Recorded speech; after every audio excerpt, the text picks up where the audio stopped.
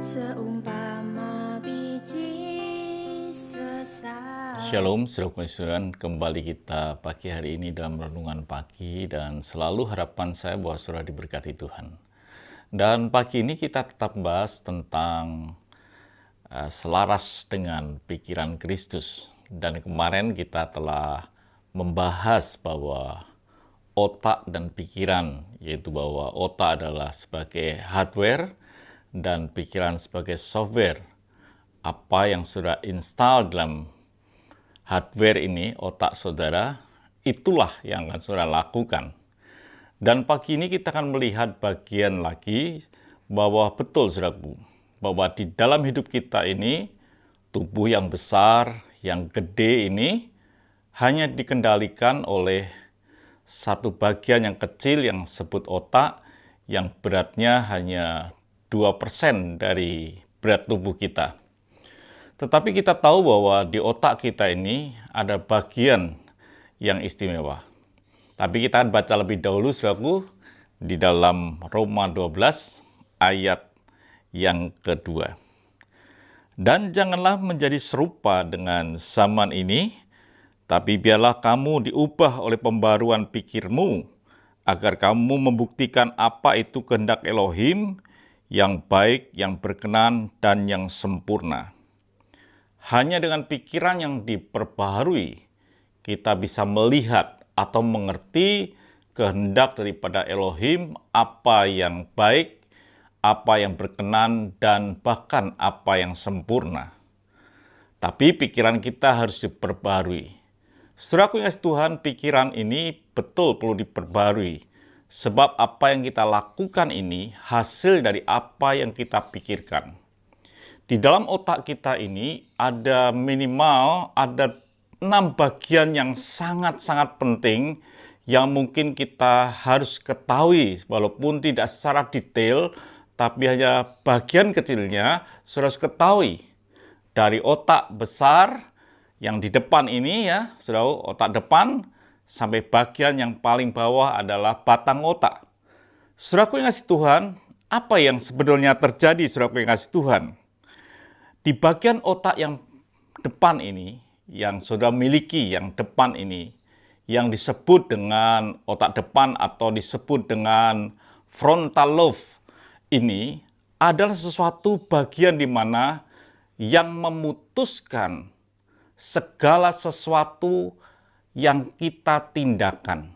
Jadi segala sesuatu yang saudara putuskan, saudara lakukan, baik itu jahat, baik itu sesuatu yang baik atau sesuatu yang indah, semuanya diputuskan oleh bagian otak depan yang disebut dengan frontal lobe. Apa yang saudara katakan, emosi saudara, dan semualah yang saudara lakukan dari setiap saat ini adalah keputusan yang diambil oleh frontal lobe otak depan saudara.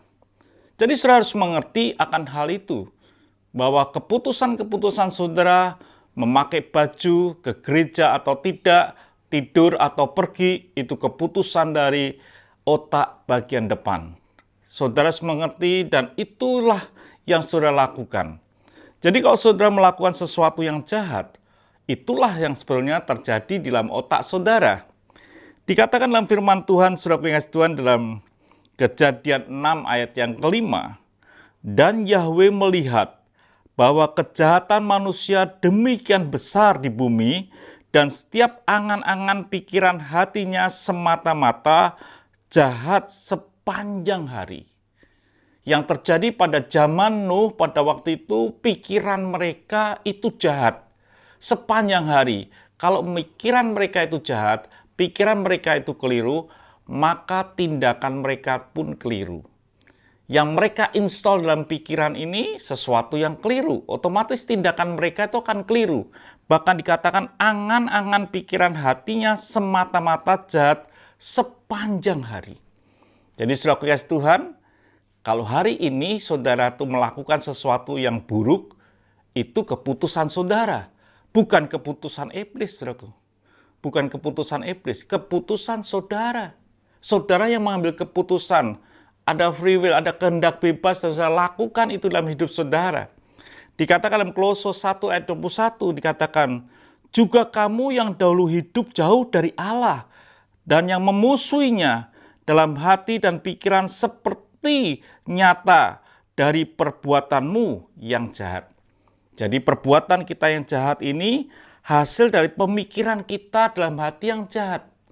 Jadi keputusan kita, pikiran kita, otak depan kita, frontal lobe kita ini memutuskan apa yang kita lakukan. Jadi betapa pentingnya kita menginstal sesuatu di dalam hidup kita supaya frontal lobe kita ini boleh memutuskan sesuatu yang baik. Frontal lobe kita boleh melakukan sesuatu tindakan-tindakan yang Tuhan kehendaki. Nah, frontal lobe ini harus diatur atau harus dipengaruhi oleh sesuatu yang baik. Baru saudara bisa melakukan. Jadi saudara, betapa pentingnya kita menginstal, memasukkan sesuatu yang baik dalam pikiran kita supaya otak depan kita ini mengambil keputusan untuk seluruh tubuh kita, baik mata, baik mulut kita, emosi kita, semuanya kita lakukan sesuai dengan yang baik, yang berkenan, dan yang sempurna. Jadi saudara kasih Tuhan, saudara pikirkan hari ini bahwa setiap tindakan saudara itu diambil oleh keputusan di bagian otak, bagian depan yang disebut dengan frontal lobe, emosi, dan lain sebagainya.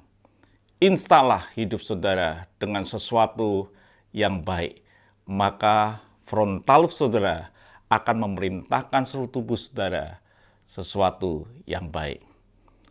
Tuhan memberkati, sampai jumpa esok pagi, dan kita akan lihat bagaimana menginstal supaya frontal lobe kita memutuskan sesuatu yang baik. Tuhan memberkati, mari kita berdoa.